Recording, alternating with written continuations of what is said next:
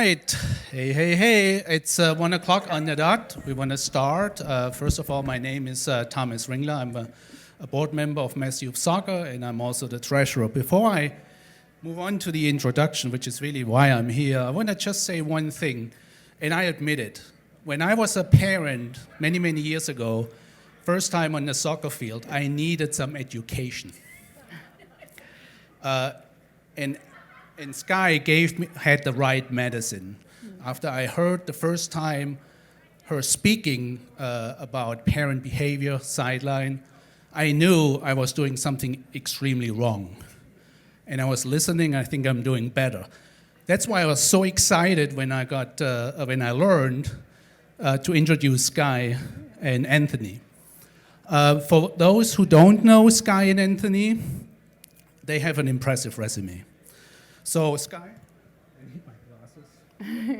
So Skye is the founder of Soccer Parenting and the Sideline Project, aimed at engaging parents to make youth sports better. She has coached extensively at the grassroots, youth, and college levels. Skye holds a USSFB license, is a national goalkeeper license, and is a coach educator for USSF and United Soccer Coaches. Anthony is responsible for developing and maintaining partnerships with leagues, state associations, NGBs, and various strategic partners at Soccer Parenting. In addition to holding his USSF license, he's also a grassroots referee. Without further ado, enjoy. Thank you so much. This is the, I don't know, maybe fifth time I've presented in Massachusetts. And so this is always a place that's so special to me. I am a graduate at the University of Massachusetts. I played at UMass Amherst, yes. And just feel such a connection to the state. My daughter, who's sitting in the front row, just graduated from Emerson College in Boston and is working at Hartford Athletics. So New England is really special. And also why it's special is because of my background working at Soccer Plus camps. And I know that, I hope, a handful of you in the room were privileged enough to work with Tony DeCicco, or did anyone ever do any coach education with him? Just such a wonderful gift to our game. And it's so wonderful for me now to work with Tony's son, Anthony, and to be here presenting. I think this is the first time we've presented together, like at the exact same time. Like maybe we split a presentation once, but we'll be kind of going back and forth here. And so it's certainly a privilege to be here. Our partnership that we have with Soccer Parenting, with Mass Youth Soccer, is one of our leader partners that we do have across the United States. So for many years, Massachusetts Youth Soccer Association has really stood up and said, we want to work collaboratively with parents. And we've been privileged enough to be able to lead their initiatives with that. And it's through our club partnerships that we have, which I know a handful of you are already club partners of ours, but it's through these club partnerships that we're really able to effectuate some change through giving a tool to clubs to give to parents. So we've developed a very extensive education tool that you all have access to for, it's a shocker when I say it out loud, but you can become a club partner. Because Mass is supporting this so well, your club partnership is just $100 a year. That's every parent in your entire club having complete access to our education platform because Mass Youth Soccer is saying it's so important. And when I come to these events, and every time I come here, I try to kind of mix it up a little bit. How many of you have heard me speak before? Anyone? Okay, so we're going to dive a little bit more today into culture, and we're really going to focus on sideline behavior. It's a conversation that I actually gave a part of this presentation at United Soccer Coaches recently. We'll kind of pull some themes and threads from that presentation. And I hope that this will be very collaborative in nature, and meaning if you have questions, please ask them. There is a mic for that since they're recording these. But absolutely, we'll leave plenty of time for questions at the end. And with that, we're going to just kind of go back and forth here. So I'll turn this over to Eddy. We present together all the time, just not in person. Yeah, Skye lives in Richmond. True. I live in Park City, Utah. So the in-person is the biggest change. But, thank you. But we are excited to be here. And just before we begin, prolong the introductions a little bit further. I'm also a New England native. I grew up in Connecticut, spent a lot of time here in Massachusetts. I also have a brother who's an Emerson alum. My other brother, Nick, coaches at Boston Latin, is a Suffolk alum. And my father used to be the coach of the Boston Breakers. So we're very, very excited that this NWSL is returning to, or women's professional soccer is returning to Massachusetts. One of the things that I'll say, and we'll get Thomas to bring the mic around. If you have questions as we go, we'll leave some time at the end. But this is not such a massive group that we can't stop and expand upon something or talk about something in a little more depth. Let's talk about what we want to do over this next hour. The first thing we want to do is give you some tangible takeaways. I was looking at the list of presenters. We stopped and said hi to Randy on the way up, who unfortunately is presenting at the same time as we are. There's a lot of tremendous information that's being conveyed as part of the AGM this year. I firmly believe that there's no greater impact that you can make for your club or your team than the information we're going to share with you today about parent engagement. This was the third rail of soccer for the longest time. Before Skye came along about a decade ago, nobody wanted to touch this with a 10-foot pole. And what she has shown through action, consistency, and her commitment to this space, and we have that Callie to thank in large part, because if Skye wasn't a soccer mom, it probably wouldn't have transpired quite the same way. If Callie wasn't so frustrating all the time, no. But what's happened is she's demonstrated that there is a massive opportunity here. The presentation I did at the United Soccer Coaches Association was called Parent Engagement as a Tool of Player Development. So us learning how these pieces fit together is absolutely critical. So we want you to walk away with some tangible action items. We're going to provide some clarity on what parent engagement is. A lot of people talked about this as parent education for a long time, and we've evolved the terminology, so we'll talk a little bit about that. We want to understand what the components of culture are that allow for this to work the way it's intended, and in particular, one of the things we'll talk about is the culture of your parent group and how that impacts sideline behavior. And then we did an all-staff meeting on Thursday, and Skye walked away. The last thing she left us with is she wanted everyone on the staff to reflect on optimism and how we are optimistic in this space. And so I was packing to come out here in Utah, and like I said, my brother lives in Boston, and he goes, "We haven't seen the sun for weeks." So optimistically, I put my sunglasses in my bag, and the sun showed up here today. So we're going to be optimistic, and hopefully you guys will walk away feeling inspired by the talk and our conversation today.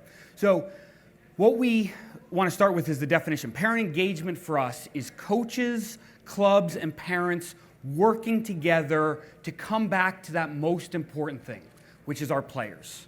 Working together to inspire our players and making sure that we are as intentional as we possibly can be about this process of engaging parents to improve players' experiences through the game. Now, some of that is us being more organized and more intentional. And some of that, and we'll talk a little bit about this more, is a surrender as well.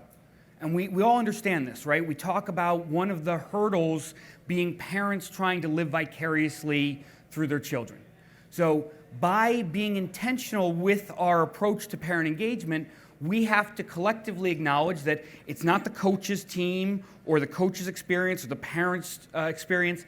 It is about supporting our players on their individual journey through the game. So we're gonna continue to dive into that. The next thing I want to kind of touch on before we get into the meat and potatoes is the why. And when Skye started doing this work over a decade ago, all of it, one of the things that was really important to her was to anchor it all in research. This is not conjecture or speculative. And so one of the first places she looked was schools.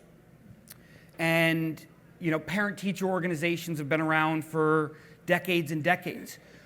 Parent-teacher organizations alone existing isn't what has a massive impact on students in schools. But parent engagement and developing parent engagement plans that are collaborative between teachers and parents and administrations lead to some pretty stark and tangible outcomes. Students performing better in the classroom, higher test scores, kids showing up for class, homework getting completed, kids staying in school, more self-belief, more empathetic parents as it relates to the teacher's experience, and more satisfied teachers, which leads to fewer teachers leaving schools or jumping from one school to the next. So we take that and we extrapolate it to how this improves your experience as a coach or a club leader in this space. So what do we want to do? We want our teams and our players to play the best soccer that they're capable of. We want them to perform at their best. We want players to be inspired, to go spend time with the ball on their own. One of the videos that went viral this week, some of you I'm sure are on Twitter or Instagram, was of a guy with a cane kicking a ball against a wall. And one of the things that I reflected on when I was watching that was, for us as coaches, a lot of us will want that for our players, a lifelong love for the game. And whoever it was that inspired that old man is probably no longer with us. But the legacy, the impact of these ripples extends far beyond where we are. So the idea of going out and training on your own becomes something that you're driven to do. That inspiration feeds that habit. And then the other things I think are really critical, especially as we're talking about club culture. If you have satisfied coaches, all of a sudden you're not having to try and restaff a club every week. Or if you're a coach, you're more inspired to continue to be better at what we do, the work that we do. And having empathetic parents on the same front reduces the amount of club hopping we see. If a parent is engaged and they are on board with the philosophy of the club, all of a sudden you're not looking for the grass that's greener on the other side of the street. You are looking for the ways in which you can support, that you can water the grass where you are. And now you have more engaged parents who are helping to paddle in the same direction as a coach or as club leaders. So, a couple key takeaways. This is not rocket science. It's not rocket science. It is often just a subtle shift. It is a very intentional approach. We have to make a decision that we are going to care about parents as part of our overall community and as part of our environment. And in order to do that, we have to do what we say we're going to do. If we say as club leaders or as coaches that this is what I'm going to do, and then you don't follow through on it, all you're doing is undermining the trust that's required for this process to truly take hold. We want, and it's the last point on here, but it is a key point that you'll hear us say over and over again, we need to layer in trust between the club, the coaches, the parents in support of our players. So how we do it is with consistency, consistent messaging. It doesn't have to be overwhelming for the parents or the coaches. It just has to be consistent. It has to be based in authenticity. If you don't believe in parent engagement and you try to just check a box and put a parent engagement program out there, it will be very clear to the parents that this is not something that you care about or invested in. So you have to come from a space of authenticity. But if you do that, then you're going to strengthen your position.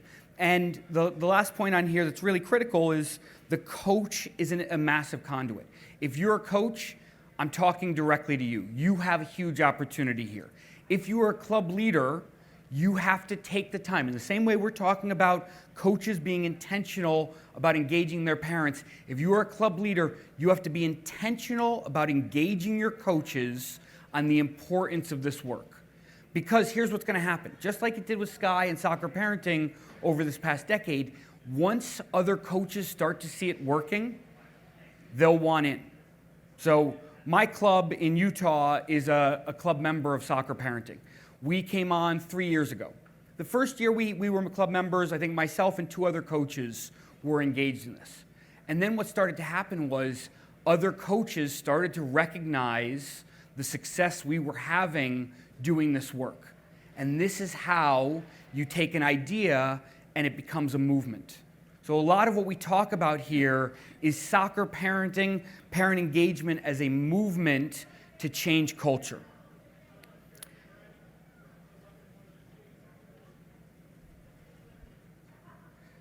And one of Skye's friends out of the UK, Stuart Armstrong, says this, and we've stolen it. Give Stuart credit, but utilize it yourself. To create change, we have to, in culture, we have to first establish a counterculture. It's not enough to say we just want the culture to shift. We have to present an alternative to the current reality that coaches and parents are experiencing in order for this to take hold. But I love this concept, and you're up, Skye. I hope that as we've kind of framed this to start with, maybe some of you are saying, because we don't have information here about like the what behind parent engagement, but really it's just a subtle shift of intentionality to involve parents. And one of the things I think is a really good starting point for those of you that are coaches, and I'll ask here, how many of you all know the first name of all the parents of the kids that you coach? Awesome, I love it. And that's a great place to start. And if you're leading a club, because really we are starting and we're thinking about how clubs can implement this culture change, how you can do it within the teams you're coaching, that's a perfect place to start. So parents just understanding that, hopefully you know that because hopefully this just comes naturally to you and why you do that. But I know that I've asked that question of you guys a few times. This is a question that my friend Mark O'Sullivan, Mark, you might follow him. He's very controversial on Twitter, and that he's very opinionated. He's very clear on what he believes about like constraints-led approach to coaching, ecological dynamics, lots of confusing words, and he just makes them extremely more confusing by the way he talks about them. Every time I'm talking to him, I'm like, can you just make this simple stuff? Like, it doesn't have to be this confusing. But he said this to me the other day, and I was like, oh, and it is sort of makes us pause. Like, is what we're doing, is soccer for the children, or are we asking the children to fit into the structures that we've created that are already in place? And in a lot of the work that I'm doing, we talk about the structural issues that we have in the game in America. And part of those structural issues, of course, are parents and just the natural systems that we have in place that we're not connecting with them. But I think it's an important question. I've been adding it into all of my presentations lately, just for us to sort of pause. When we're thinking about a counterculture, if we know that we want to adjust the current culture of our team, even if it's pretty good and we want to make it that much better, like what exactly is that counterculture going to be? And I believe that it really has to be about the players. That we have to be very, very clear about exactly what the counterculture is. And it's certainly one that needs to include parents, and it needs to put the players first. So I wanted to briefly here kind of go through our belief statements from soccer parenting, just because if we're talking about a counterculture, we're talking about how we want to frame and the culture is values, beliefs, behaviors, like what are those beliefs when it comes to parents? And these would be things that I would challenge you to kind of contemplate. Where do I stand with this? Where does my club stand with this? Where do the parents stand about these belief statements that I'm working with? At Soccer Parenting, we believe that you soccer parents will be difference makers when it comes to improving the game. That they're a vital part of making soccer the preeminent sport in the United States and improving the game. We certainly believe that when parents seek information about how to best support their child, that great things will happen. So how many of you try to engage with parents and find them not engaging back? I mean, that we hear that like internally, and we're starting to talk about publicly, like our biggest issue that we have with this space is sort of the apathy of parents. Like they're busy, they have a lot going on. And so we need to be very, very clear and intentional about what we're asking them and how we're asking them to get more involved. And we'll give you some specifics on that. But parents actually seeking information is an important step to shifting into this culture. And we certainly believe that a more collaborative environment, I'll put a nuance there, with appropriate boundaries between coaches, parents, and players and club leaders is in the best interest of player development. So this sense of collaboration, and that a strong and supportive community of level-headed and like-minded parents and players and coaches will inspire players. So I want to just talk for a second about this movement that Anthony was talking about and about what we're trying to do. And we're really trying to give voice to what's referenced there in that fourth belief statement, is we're trying to give voice and agency within your team to the level-headed parents. And I think we can all agree that the vast majority of youth soccer parents are level-headed. They might be stressed now and then, like I certainly was. Callie made me very stressful. No, she lets me joke about her all the time. She's not getting mad at me, don't worry, if you all feel bad for her. No, it's hard. Like, I thought being a soccer parent would be really easy, as I was a former player, I was a coach, I was working in the game for so long, and I really struggled showing up the way Callie needed me, which is really what got me starting this concept of soccer parenting. So we really need to make sure that the level-headed parents are the ones that we give voice and agency to. Where do we have a tendency, historically, where have we had a tendency to spend most of our time? On the crazy ones, right?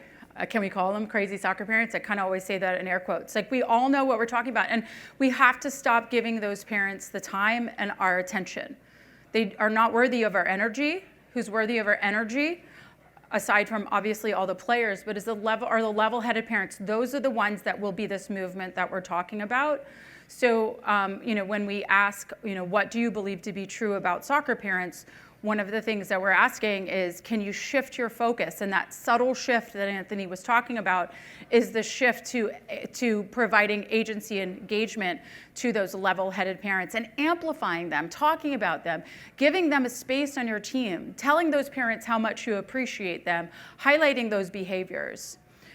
When we're thinking about a counterculture and we're thinking about one that involves parents and that is player-centered, this is the one that we sort of gravitate towards. So this is what we think about. We believe in a culture that, and we put this out there because, maybe you just want some extra help, and just copy this. You have this be what you talk to your parents about. And what you're going to end up here with are these sort of 6 steps that you can take this season coming up to shift the focus. So if you want to have the counterculture be about learning, love of the game, and life lessons, these need to be things you're talking about very frequently. You need to be using verbiage to your parents when you're talking to them about how awesome it was and what you saw the kids learn. You need to be highlighting when a child is really working extra hard or is injured and coming to training and supporting their team and is a big important part of the team and the life lessons that are happening there. So we need to be talking and using this language if this is what we want the culture to be. So another takeaway for you is to have everyone take the Sideline Project course or the Winning on Game Day course. And I'll let Anthony tell you a little bit about those. So first of all, who's already on the Soccer Parent Resource Center? Okay, we're gonna talk about this. The first thing is, the easiest way to access this is, and I know the logo's changed since we took this screenshot, but you can find Soccer Parenting Association right under the Players and Parents tab on the Mass Youth Soccer website. Because of our partnership, and we are so very fortunate for the relationship that we have with Mass Youth Soccer. We do this all over the country. Skye does it all over the world. And you are in a unique situation where you have leaders at the state association level who not only care about what we're talking about here, but believe in it and have invested in it and will continue to support us evolving this culture in every town and community across Massachusetts. So as a result of that, when you go to that link on the Mass Youth Soccer page, every parent in the state of Massachusetts is provided annual access to the Soccer Parent Resource Center. Every single parent in the state of Massachusetts. It's one of only, 2 states in the country that are investing at that level? So this is a tremendous opportunity. What you have when you take advantage of that, there's a link there. You'll register. It takes about 90 seconds, and you will end up on the Soccer Parent Resource Center. And you can see our menu here across the top. There is, the first thing I would say is get on there yourself. Explore it. Then share that link with your parents. There is a tremendous onboarding game plan that will take you through some very basic steps to getting yourself thinking in the space. But then as you're getting closer to, when do you guys start your season? March, April? Last week of March. The 2 courses that Skye was talking about, the Sideline Project and the Winning on Game Day Project, are the 2 courses that directly relate to sideline behavior and improving the culture on our sidelines. That's not to take anything away from the other courses. The other courses are wonderful, but specifically we want to tell you about the Sideline Project and Winning on Game Day. And the really critical thing to understand as it comes to these courses is that they are not long and they have a substantial impact. The Sideline Project course is about a 15-minute course, and it will prompt your parents to have a conversation with their child. Skye, you'll correct me if I'm wrong on the stats, but what we hear when we do the post-course surveys is that more than 60% of parents say their sideline behavior improved as a result of that 15-minute course. So this is an action item that the State Association is providing to you that you can implement before the last week in March to directly improve your sidelines. That's powerful. What's more powerful is more than 30%, 35%? 32% of parents say the relationship with their child improved as a direct result of taking this course. Because what we're doing is we're empowering the parents to have conversations with their children about their experience, which now has reframed it from being something that they're doing. I'm rushing to drive 3 kids to 4 fields for 17 games over the course of a weekend, to what are we actually trying to do through their relationship with soccer, which is to support them on this journey to a love for the game, to continuous learning experiences, and to these life lessons. So we're going to give you a quick preview here of how we frame out the Sideline Project. We talk about sideline behavior primarily in these 3 buckets. The bottom one is really easy for you to identify, right? Hostile behavior. This is referee abuse. This is parents yelling at kids on their team or another team. It's parents yelling at other parents. This is the quote-unquote crazy soccer parent stigma that's been identified, okay? The thing that I'm going to surprise you with here is that is not who we're targeting with the Sideline Project course, because there are a number of parents who will say as a result of these surveys that they didn't need to take the course. They were told they had to take the course, so they took it, but their behavior didn't improve and it didn't have to improve. And those people with that fixed mindset are not our goal. Truthfully, the supportive parents are also not our particular focus. We know what the supportive parent looks like. Supportive parent not only is cheering for their own child, they're cheering for the team. They're not trying to make it about themselves. They're the parent who you never have too many issues with. They may have some questions, but they want to do the right thing by their child, by their coach. So the distracting parent is the one that fills the biggest bucket, kind of think about it like the middle of a bell curve, but also gives us the biggest opportunity to change sideline behavior. Distracted parents can fall into the hostile bucket, or they can be pulled into the supportive bucket, but more often than not, they are not educated enough about the implications of their behavior on the sideline as it relates to their child and their child's team. And so what this looks like is the parent who's trying to make decisions in real time for their child. Pass to Susie. shoot, throw the ball in. What this does is it eliminates an opportunity for that player to make a decision and then learn from the outcome of that decision. And Skye, during the process of this course, Skye does a wonderful exercise that gives parents a little bit of a feeling of what that's like. So by getting them on board, by getting them bought into what we're trying to do, you will see in real time an impact of them catching themselves, because they'll try to fall back into their habits, or their best friend who's sitting next to them will kind of catch them for them and pull them back into that supportive space.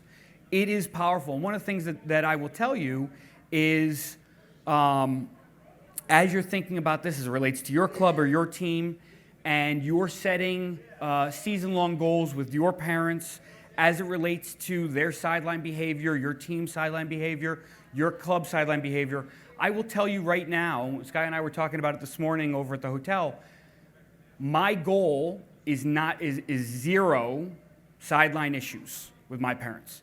In the year 2023, I coached 111 games. That's crazy. For 5 teams. I have two club teams in Utah. The boys' high school season is in the spring, the girls in the fall. I coach the JV and varsity girls, and I coach the varsity boys. 111 games. I had 0 sideline issues with my parents. Not by chance, by being intentional in this space, by educating them on what my expectations were for them and how their behaviors impacted their children. Because if you go back to what Skye was talking about a minute ago, if we accept the premise, if we believe that most parents are level-headed, sometimes stressed, but overall well-intentioned, and you explain to them and help them to understand how their behavior is having negative consequences on their child or their child's team, they will ask for more. One of the things that we expect or we hear from club members and leagues and state associations, everybody expects pushback in this space. The reality is the exact opposite. When we mandate the Sideline Project course or the Winning on Game Day course, we almost hear 0 negative feedback from the parents because they've never been engaged in this way before.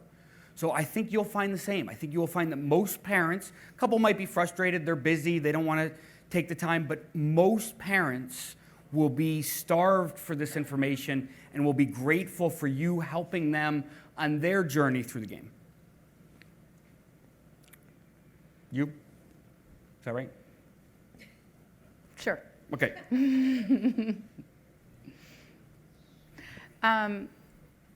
The other thing that parents do is, like, yeah, as Anthony said, like, they express gratitude for this because they're sick of the sidelines too.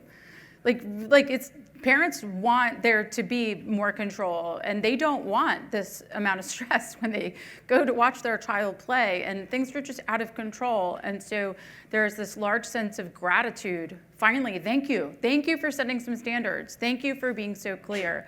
But one of the key takeaways is that you all need to very intentionally, if you want to improve sideline behavior and not just talk about improving sideline behavior, you absolutely, like we said in that slide, need to set a goal. You need to have the goal with your team. Like, this is the season that we're focusing on sideline behavior. And these are my expectations for you all related to sideline behavior. And to have a real sincere conversation and then get them excited. Like, this is a goal. This is something that we're working towards. And we'll talk about other steps that we can do to keep coming back and reframing that. But so I want to pull this conversation and kind of now shift over a little bit to culture, and for us to think about what needs to be in place in our organizations in order to motivate behavior that will drive this culture change that we want to see related to sideline behavior. And so these are the 4 areas we want to talk about. We want to talk about what type of mindsets are necessary, what abilities are necessary, what standards are necessary, and what systems are necessary. This does not have to be overwhelming for those of you like, wow, this is a big process. What we're going to encourage you to do is just pull one little thread from each of these that you can implement this coming season so that we can start to effectuate some change. So when we're thinking about mindsets, we need to think about what type of mindsets from you all and what type of mindsets from parents need to be in place And so this is what we came up with. I'm sure there are other things that you'll come up with as well. But from a coach's perspective, we need to have this mindset that results don't matter. We can say that out loud. They don't matter. What matters is the development. Coaches, you all need to come to this understanding, this realization that parents will be difference makers, like we already talked about, that you all really, really matter in this space. Like you actually, as coaches, as club leaders, as leaders of other coaches, have the ability to impact sideline behavior by making an intentional effort, by setting a team goal, by going through these steps that we're talking about. But you absolutely matter. We've talked about how not all parents are crazy. A lot of the work that we do, and Anthony referenced that we talk a lot about research, and I find the research around sense of community theory fascinating, what we need to do to establish a stronger sense of community. But big picture, all that research aside, establishing a goal and working towards it together will be establishing community within your team. So this is an important step. And that this counterculture and coming back to the counterculture of the life lessons, of the love of the game, of the learning, coming back to that counterculture and talking about it, that's really, really important to all of this. And then from a parent's perspective, now, I wanted Callie and her brother Davis to win and want to win every single game that they started. I said I wanted them to win. That's not what I meant to say. What I meant to say is I wanted them to want to win. Like there was never a game that I went to that I thought, I don't care if they're not motivated or if they don't try hard or if they're not demonstrating really what it means to be a teammate. Like I wanted my children to really want to win anytime they had a chance to compete. But it didn't matter if they won or not. And so this, I think, needs to be something, and when I talk to parents about this, they go, yeah, because it's not just, it's about fun, and it's about this, and it is about all of those things. But I think that shift in mindset or explaining it that way, I found is really helpful for parents. I'd encourage you to talk to the parents on your team with that. So again, it's not the winning that matters. It's the child's desire to win and their desire to go out there and have the strong mindset for winning. Parents need to have a mindset that them being more involved matters. So we need to address this apathy issue that we have for parents. And parents need to have a mindset in order to improve sideline behavior that I matter. That my level-headedness and my coming together with other parents, that my being involved, that my taking this course, that my buying into this team goal that we have for parents about improved sideline behavior for the season, all of that really matters. Oh, sorry for the typo there. And that parents need to be curious, and parents need to be thinking, I need to create community, that I have a role in creating community. And we'll talk about a tool that we have for you around that. But the takeaway for all of this, sort of the sixth takeaway, this is takeaway 3, is that we really need to promote a mindset that supports the counterculture. You might choose what that mindset that you want to support is. You can use your own language. But one we found is that winning does not matter, a desire to win matters. Like maybe that's the mindset. And to be fair, that's how we need to show up as coaches too. Like 2 minutes left in the game, like what adjustments can we make? How can we talk? What can we do? What are our next substitutions going to be? Like all these things matter. Like we have to all be trying to win. We just can't care about the results so much. In this work that I'm doing globally, I'm starting to learn about other federations and mandates that they have in place regarding playing time. Like, it's phenomenal what goes on. Like, in Spain, if a child doesn't play half of the game, the referee keeps track of who plays. And if every child doesn't play at least half, that team forfeits the game. They just lose. So like we need to start like having perspective about the results, and we'll talk about playing time a little bit later, but there's important things to consider as far as that's concerned. So again, just always making sure that we're coming back to these life lessons, and because we're in Massachusetts and it's always like, I think we could do this in Oregon too, like people that think this way, we have sort of this intention statement that we would like you to think about. Like, this is what we want you, and we have 4 of these, but this one is, I will layer in this mindset to the words that I use with players and parents throughout the season. I'll layer in this language about the importance of, it's not the results, it's wanting to win that matters, and the life lessons, the love of the game, the learning. I'll layer that into the mindset, into the words that I use, and I will model this mindset with my behaviors while coaching.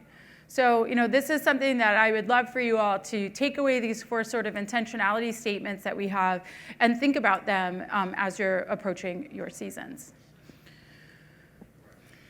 Just to reiterate on a couple things before we move on to abilities. So if you've not seen it, Steve Jobs gives a commencement speech at Stanford in 2005. You can Google it.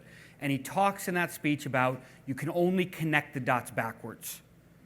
As soon as we as coaches or club leaders are worried about the outcome paramount to the process, we are assuming that we can see the future. So just a quick story about it. My high school girls went to the state championship game in Utah. We played in an MLS stadium, a lot smaller than this one, in RSL Stadium. And we started the season off without a goalkeeper. Our senior goalkeeper tore ACL in the spring, so we had no goalkeeper. So the first 3 or 4 games, we rotated field players through. And after the 3rd game, one of my midfielders came to me and said, hey, just so you know, I played a little goalkeeper when I was 11. And I said, that's fantastic. We can work with that. And she said, but I don't want to I don't want to just be a goalkeeper. I want to be a field player as well. And I said, I certainly understand that. You stepping up for your team and your teammates is critical here. And so we're 0-0 at halftime of a game about midway through the season. And I was confronted with one of these situations that coaches will be confronted with over and over again. Do I stand by what I said to this player? Do I do right by the player and take her out of goal knowing we may very well lose the game? Or do I leave her in goal, which improves our chances of winning the game, but at her expense, at her developmental expense? Well, probably in large part because of Skye, I have this internal dialogue that says do the right thing, right? Do the right thing by the player. If we come back and we do the right thing by the player, even if the outcome doesn't end up being what we want it to be, we've won that day. And I took her out of goal, and she scored the game-winning goal as soon as I put her on the field. So you don't know. We don't know what that looks like until it happens. And I do believe that the ability to layer in these concepts, and we're going to talk about this with all of these, if we layer in these concepts over and over again, sometimes that's you saying it in your emails, in writing, utilizing language that Skye and I are providing. And sometimes you may see something on Facebook that you can just copy a link and put it into your weekly note or drop it in the chat for your team. And I think that as we shift from mindset to abilities, one of the abilities that's not listed on here but is a really critical one that I want to compliment everyone in this room for already having is you need to have leadership abilities. For you to choose this presentation, for you to choose to spend your hour with us, demonstrates that you are in the crest of this wave. You're leading this charge in the state of Massachusetts. Your actions as leaders have the ability to be contagious within your club, with other clubs. You will start to see yourself elevated as a coach that players want to play for because parents and players understand. Even if they don't know what we're talking about, it will resonate for them that this is a coach who gets it. They see a bigger picture. They see the chessboard that we don't quite see. So what are some of the abilities that you need as coaches in order to be successful here? Well, you need to have the ability to self-regulate. There are going to be moments. We all will deal with it. And as Thomas was saying when we started, I'm a referee as well. There are going to be moments when we will all get a little bit fired up. So your ability to develop your own coping mechanisms in those moments will directly impact your team and your players and your parents' abilities to self-regulate in that moment. They will always take cues from you. They will always take cues from you. Empathy. Maybe the most important thing that we need to grow in soccer collectively. If you have never taken a referee course, I cannot encourage you to do it anymore. If you are not someone who feels like you have a lot of empathy for your players or for your coaches, you need to get in your journal and reflect on that. Because our ability to put ourselves in other people's shoes dramatically impacts our ability to do this work and create something that people want to be a part of.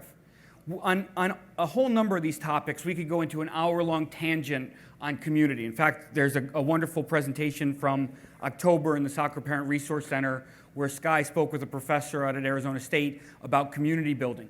But you choosing to embody all of the power, the good things that soccer does and can do, and build this community and strengthen your community. One of the reasons that I coach in Park City is because we are something that Massachusetts has a lot of and a lot of other states don't, which is we are a community-based club.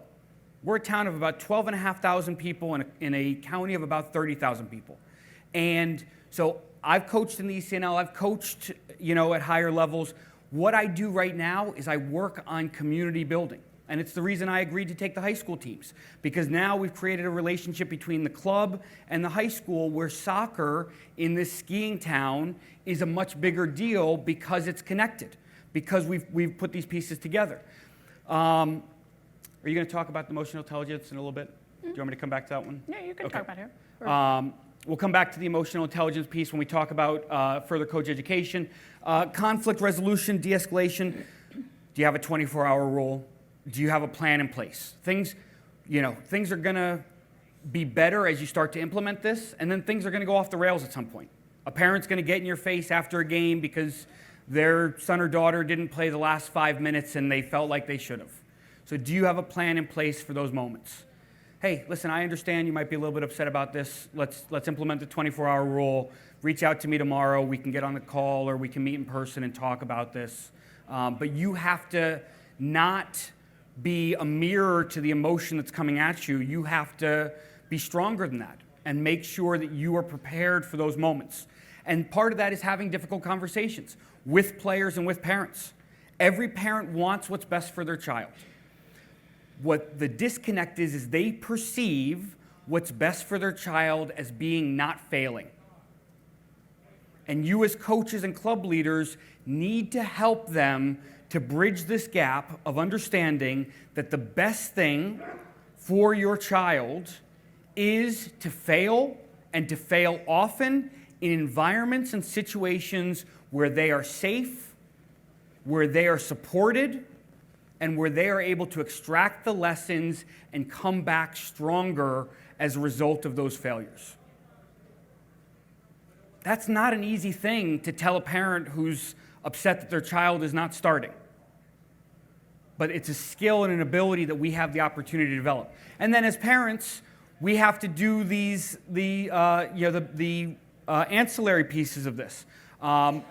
We have to support our own self-regulation. We have to support a winning mindset by redefining the definitions of winning. And so again, that winning on game day course is a good example of this. We talk about winning on game day being reducing stress, preparing the night before, making sure that we're not scrambling looking for a shin guard as we're trying to get out the door because the game, is an hour away. We talk about nutrition as a component of winning. And as parents, we need or as coaches, we need to help parents to deepen their understanding of the game and the opportunity that having a journey through this game represents. I'm going to turn you over to Skye for this last one because my confession is I'm not actually a soccer parent. So we'll let Skye talk about the soccer parenting component. Yeah, just when we're thinking about what the abilities of the parents are and why I think them having a general soccer understanding will help. And again, we're framing these all around sideline behavior. So if a parent has a general understanding of the offside law, they're not going to be going crazy. Or when we're thinking about distracting behavior, and them telling their child to go defend, go to the ball, when they're actually the second or third defender in the situation. So a parent having a general understanding about first, second, third defender and what that might mean actually gives them a lot more opportunity to enjoy sitting on the sidelines and to actually watch the game that's happening in front of them. So other abilities is just from a sports parenting standpoint. I mean, there are so many lessons here. If you get onto the Soccer Parent Resource Center, you'll see that the categories that we educate parents around are the body, anything related to physical performance, how growth impacts performance, injury, the mind, so much information there. The coach-club relationship, the next level, parenting, like the categories that we write around, we believe are all sort of the components and the pillars, if you will, of soccer parenting. So, parents building abilities, kind of fighting against that apathy is really, really important. Do you want me to just keep going? Okay, so a key takeaway here, I know we're kind of wrapping up and we have about 10 minutes, so we'll get through these, is, this is something that we would ask you to do, is to do one coach education related thing. You're kind of doing it right now. You can check it off your list. But read a book. We really, really would love for you to take our course, Parent Engagement for Coaches. It's a course I developed this year. It's phenomenal. We'll give you a coupon code to get 50% off it. It's a $60 course that takes an hour. And so you can have it for $30. The coupon code there is Massachusetts. But, yep, well, the next slide is sort of your mantra walking away statement, is just to make a commitment. I will participate in one extra educational activity this season to build better interpersonal skills. We do a soccer parent survey every year. And historically, over the last 5 years we've done the survey, this year over 60% of parents, if their child's coach was given one opportunity for coach education, over 60% of parents want that one